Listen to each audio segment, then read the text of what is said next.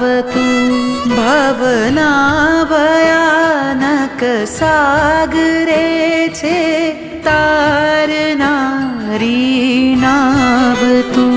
મુક્તિ વધુને પામવાની તું હી એક અભિલાષ છે રજો હરણ ક્યારે મળીશ તને પામવાની પ્યાસ છે